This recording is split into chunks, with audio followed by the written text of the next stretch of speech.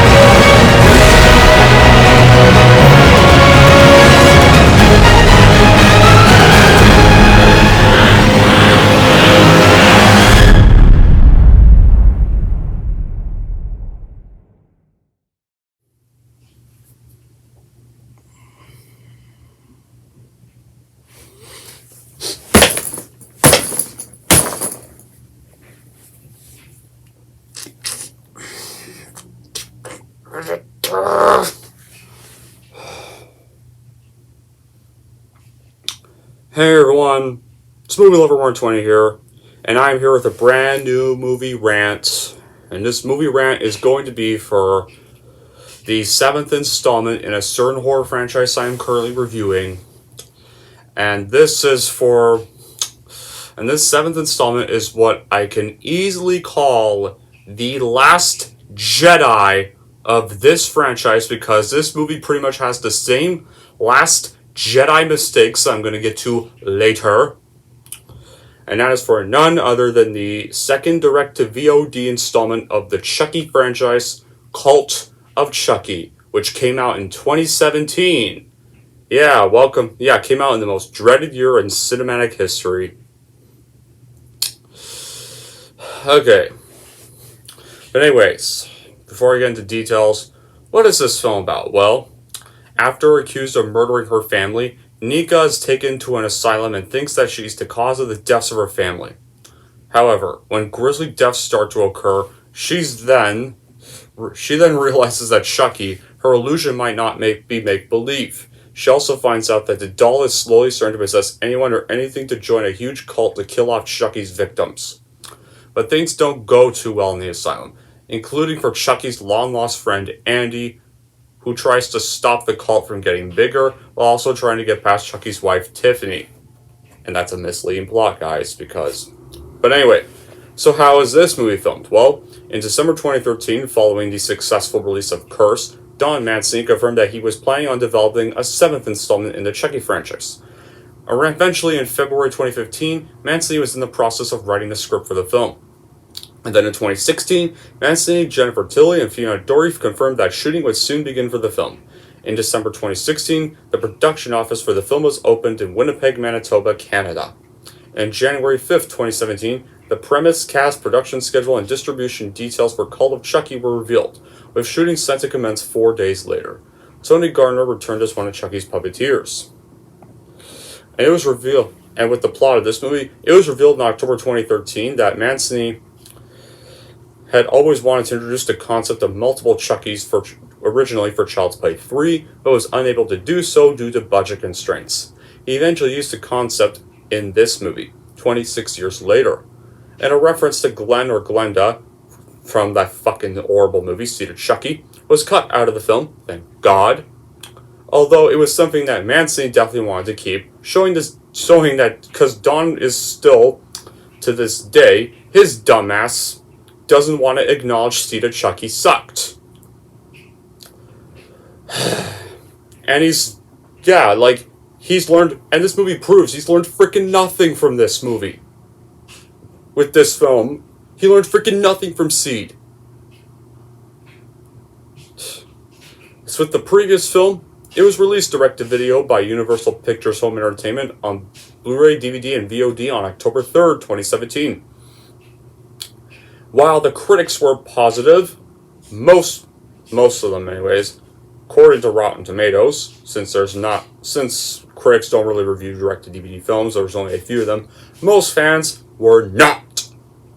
Especially me. I mean, okay, fine, it's better than Seed. Nothing will ever be worse than Seed. But man, this pretty much put the franchise back into bad roots it once was back in 2004. Just like in 2013, just when the Chucky franchise was finally resurrected to good roots, boom! This movie comes out and it ruins it all and puts it to shit. So much for a return to form. This felt like another Last Jedi or Matrix Resurrections to the franchise, and for many ways why that you are about to find out. Let's get started on this. So, Call of Chucky is pretty much both a love letter to the fans and a smack in the face to them, all rolled into a 90-minute bundle.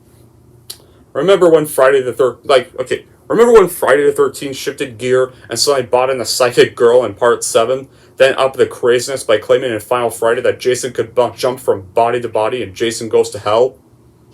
Basically, that's what we have here. They decided to drop the traditional Chucky and instead shake up the lore altogether, and though interesting, it doesn't really work. And here's the thing though. Despite technically both this and Final Friday, spoiler alert, getting the same score I give those two movies, if I'm going to come down to two of them, I would rather watch Jason Goes to Hell than Final Friday. I mean, there's some brutal deaths, plus technically, the Friday the 13th franchise was getting stale at that rate, and it was nice that New Line Cinema actually tried to do something different for once, instead of doing the same shit all the time like Paramount kept doing. This movie still does the same exact shit we've seen a million times in the Chucky franchise. And on the flip side, this brings back Curse of Chucky's Nika and the series' veteran Andy Barclay.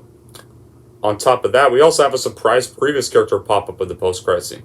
However, you want to know why I call this the Last Jedi of the Chucky franchise?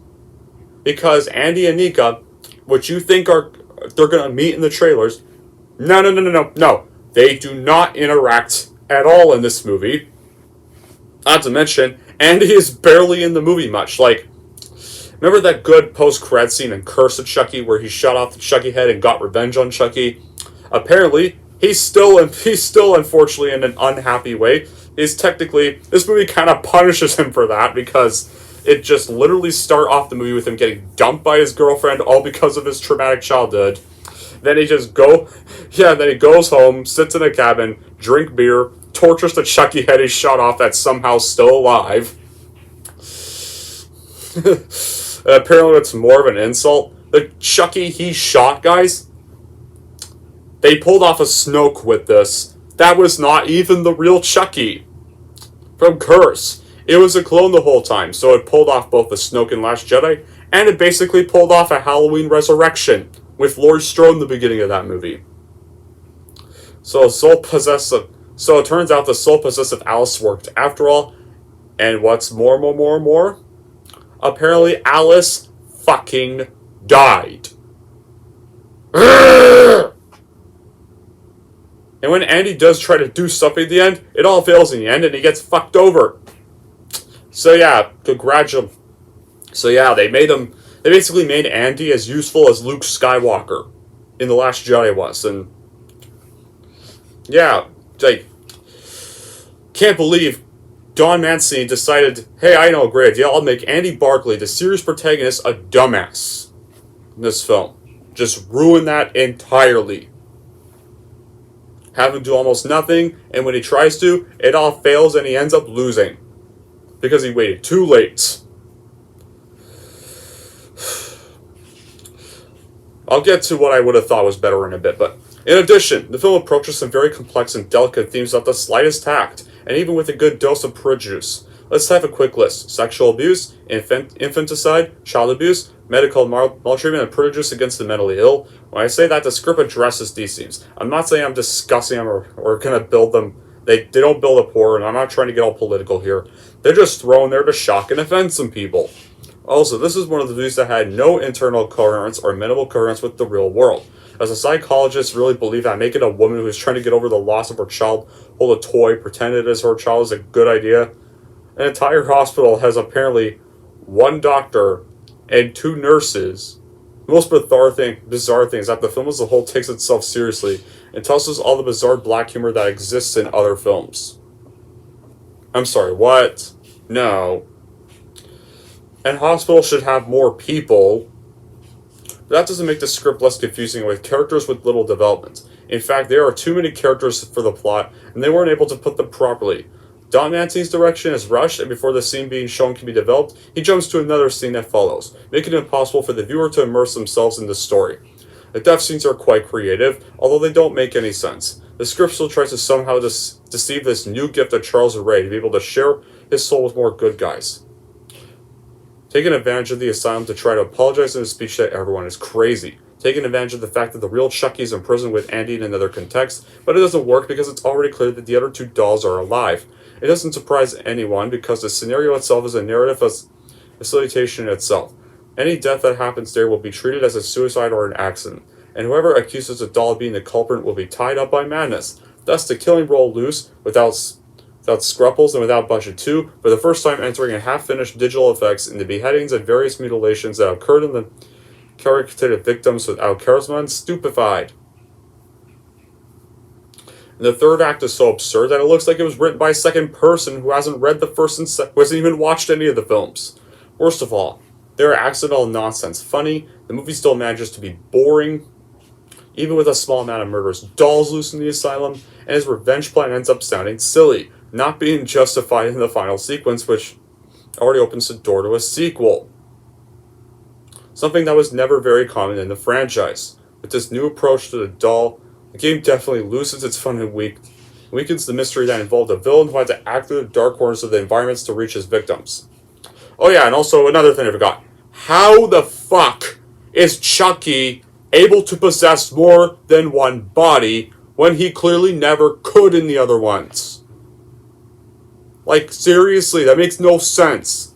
Like, apparently, Chucky's, possession curse only can be undone. You can only, if you were Chucky, you could only possess one body in the first three movies, and, one.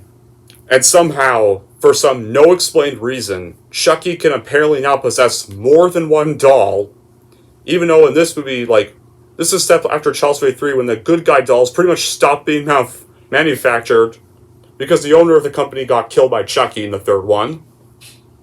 And somehow there's still more being created.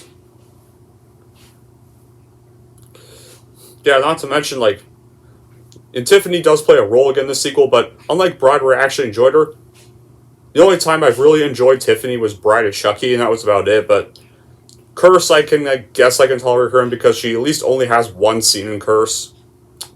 Seed and Cult, she's annoying. She's still annoying in this, oh my god. And her role's not even useful because she doesn't even do much. But, visit Nika, threaten Andy on the phone, and then drive off with Nika in the end. That's literally all she does in the movie. So her role wasn't even needed.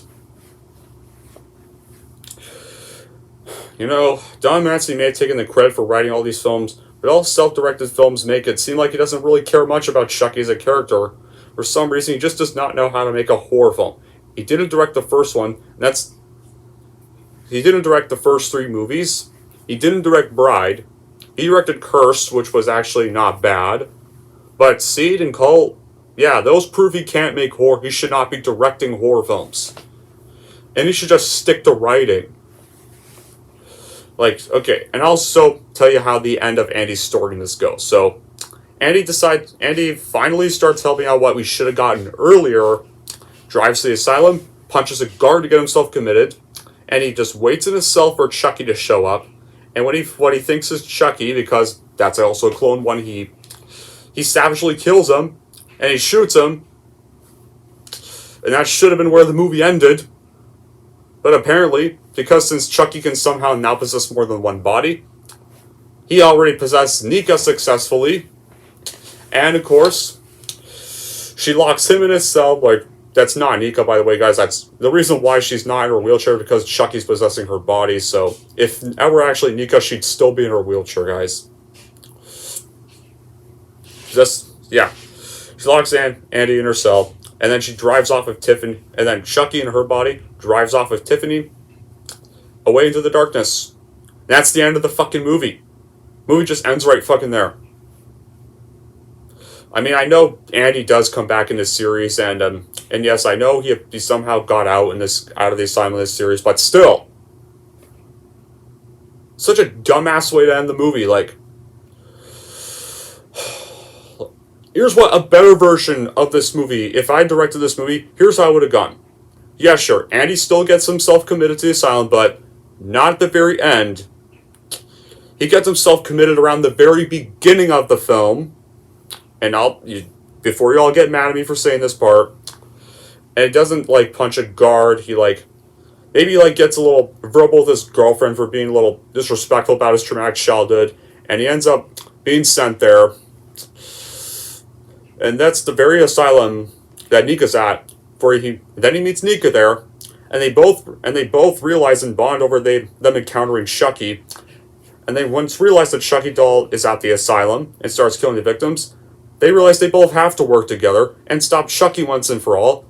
That would have been a way better movie. That would have been such a better 7th installment. Like, because Andy would have actually played a role in the film, would have actually done something, would have actually had some use. Would have been a way better sequel than this. That's what I think. Let me know in the comments what you think of that. But no, Don decided to be a dumbass and make this bullshit instead. Is there redeeming qualities, though? Yes, okay, fine. Alex Vincent and Fiona Dourif are the best things I can say about this movie. And the post-credits scene where Kyle returns is a good moment, but that's about it. Also, I guess the gore is pretty decent as well. Those are the only redeeming qualities I have this movie. Other than that, yeah, this is the second worst Chucky movie. This is probably also the most boring Chucky movie I've watched. And, once I finally get to watching the series when it comes out on DVD next month, it better not be as bad as this. Since they are making a season 2 this year. So, overall, my recommendation, just skip this damn thing and just go to the TV series after Curse. Or if you don't want to watch the TV series, just stop the franchise for good after the post-credits scene of Curse, where Andy shoots Chucky. As that's a way better ending to the franchise. For me. But yeah. So in short, this movie is an avoid at all costs. For sure. Anyway, that's it for my rant of Cult of Chucky. And if you're wondering how I'm going to rank Cult of Chucky, here's how I'm definitely going to rank it.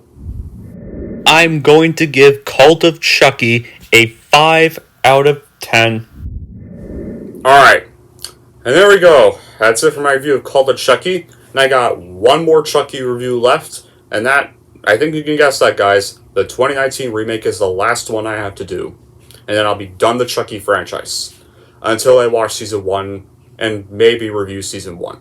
After I watch the episodes when I get the DVD next month. But okay, anyway. With that being said, though, the remake was not really good either, but there are some... But I'm gonna hate to say this, I kind of would rather watch the remake over this movie now. Until then, that'll be it for this rant. Thank you all for watching, and if you like this and want to see more, don't forget to like, subscribe to Movie Lover 120.